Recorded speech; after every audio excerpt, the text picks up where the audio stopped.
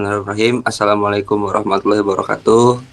Selamat siang, salam Om Swastiastu, Namo Buddhaya, salam kebajikan.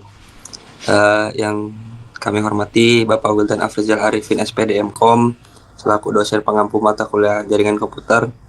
Izin Bapak, kami dari kelompok SIK kelas B ingin mempresentasikan hasil ujian akhir semester kami di semester 4 dari mata kuliah jaringan komputer. Kelompok 9 ini yang berisikan saya sendiri, Faik Muhammad, rekan saya Novia Ramadhani dan Tegar Zaki Hakim. Namun karena berkendala hadir, hanya saya dan Novia Ramadhani Pak yang bisa mempresentasikan hasil paper kami. Nah, kami mengambil sebuah judul penerapan model OSI dalam evaluasi kinerja jaringan komputer pada layanan digital pemerintah daerah Banten. Nah, mengapa kami mengambil sebuah judul ini? Boleh kami melatar belakangi karena kami melihat sebuah perkembangan teknologi informasi serta komunikasi yang pesat mendorong sebuah transformasi khususnya di sektor digital pada beberapa instansi pemerintahan ataupun sektor-sektor lainnya seperti sektor pendidikan. Dan menurut kami salah satu aspek penting dalam transformasi ini adalah pemanfaatan sebuah jaringan komputer sebagai infrastruktur utama guna mendukung sistem layanan digital publik. Serta seiring perkembangan teknologi, kami melihat jaringan komputer ini juga mengalami sebuah pembaharuan dan ditandai dengan sebuah peningkatan tren secara signifikan, yaitu penggunaan teknologi tanpa kabel atau biasa disebut juga nirkabel, bahkan lebih sering dikenal di khalayak publik itu wireless.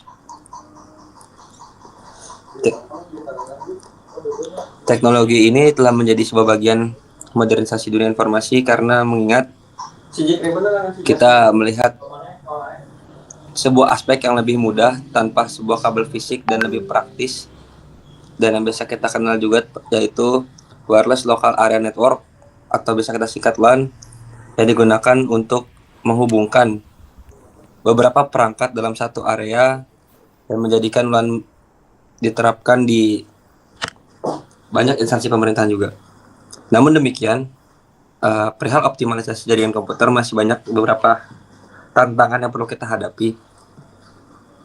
Sejumlah permasalahan umum yang ditemui yaitu perihal akses yang masih lambat, koneksi yang sering terputus, dan masalah keamanan data yang masih rentan terhadap gangguan serta serangan.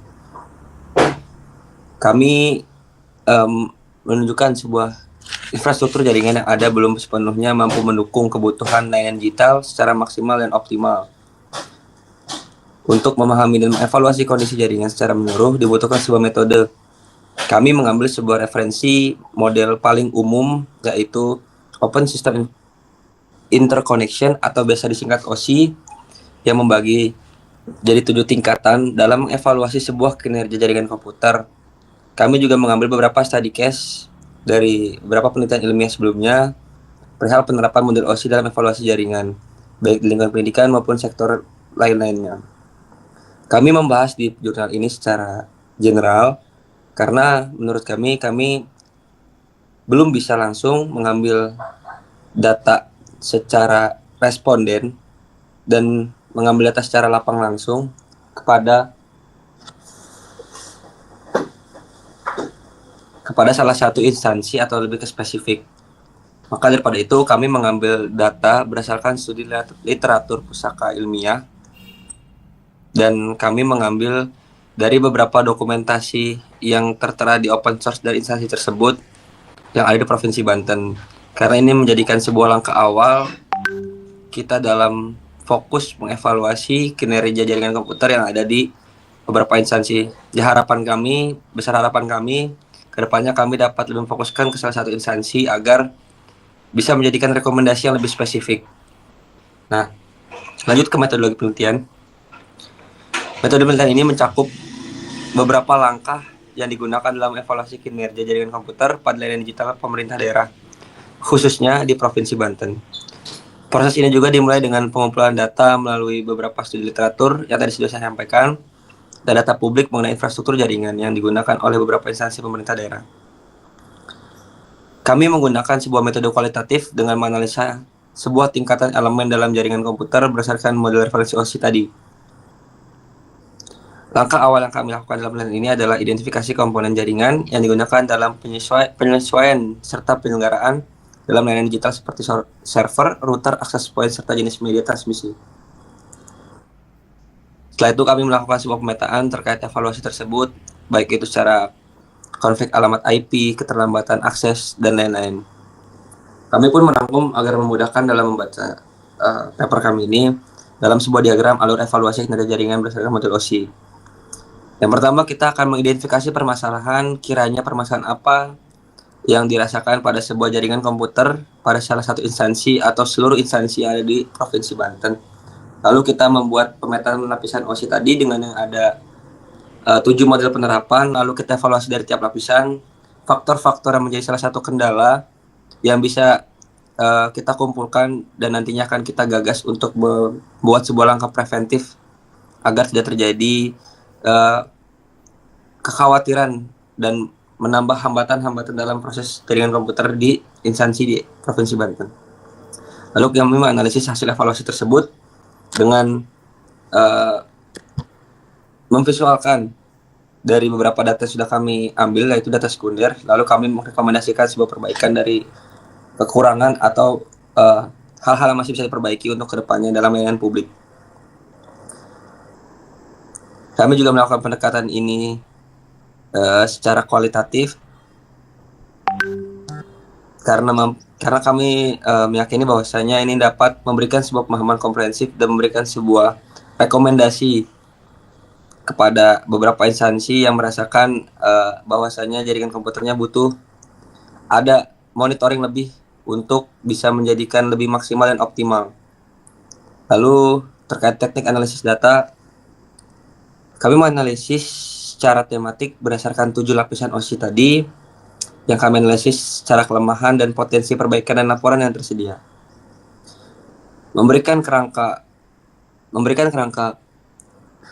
kerja konseptual membagi proses komunikasi ke jaringan dengan masing-masing lapisan secara parameter teknis yang berbeda-beda.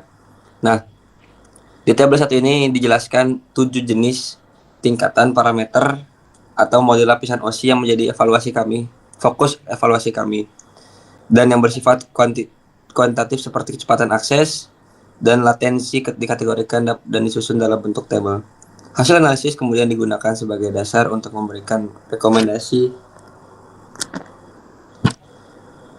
terhadap perbaikan layanan jaringan. Mungkin selanjutnya di bab 3 terkait hasil pembahasan akan dijelaskan oleh rekan saya.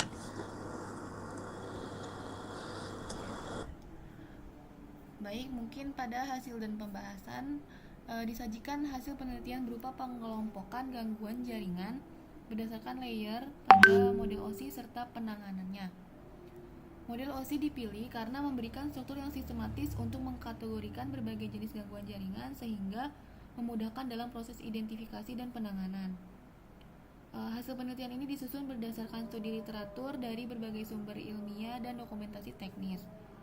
Untuk mempermudah pemahaman, data ditampilkan dalam bentuk tabel dan grafik yang menggambarkan hubungan antara jenis gangguan, letak gangguan berdasarkan layer OSI, serta dampak yang ditimbulkan.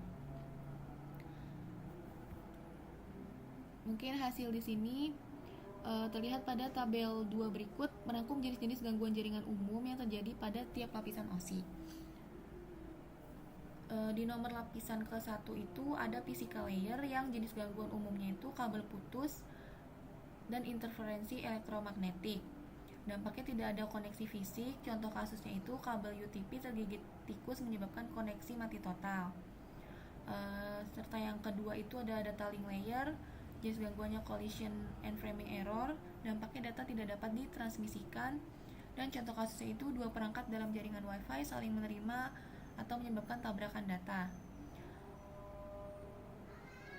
Dan lapisan OSI serta jenis gangguan, dampak, dan contoh kasus yang lainnya dijelaskan dalam nomor 3, 4, 5, dan sampai 7. Dari tabel di atas terlihat bahwa gangguan pada lapisan bawah layer ke-1 sampai 3 itu lebih berkaitan dengan infrastruktur dan konfigurasi jaringan.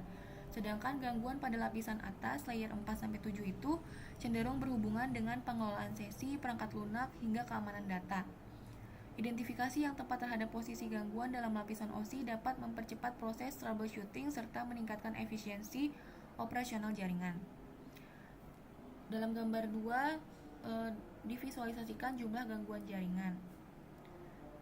Terlihat pada aplikasi itu tertinggi di angka 15. Analisis visual ini memperkuat temuan bahwa gangguan jaringan tidak hanya bersumber dari sisi infrastruktur, tetapi juga dari aspek logika jaringan seperti sesi, port, hingga aplikasi.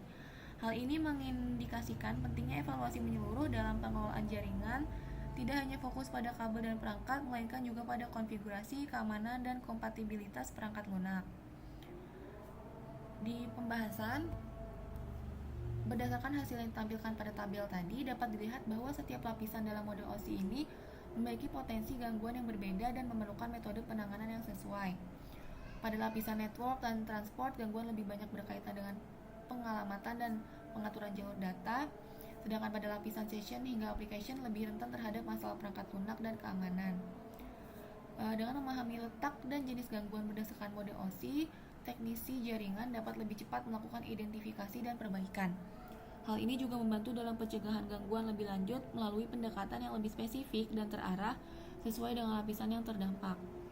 Jadi kesimpulan dari penelitian ini bertujuan untuk mengevaluasi gangguan jaringan komputer berdasarkan pendekatan model referensi OSI pada layanan digital dan di lingkungan instansi pemerintah. Dengan demikian, dapat disimpulkan lagi bahwa penggunaan model OSI sebagai kerangka analisis terbukti efektif dalam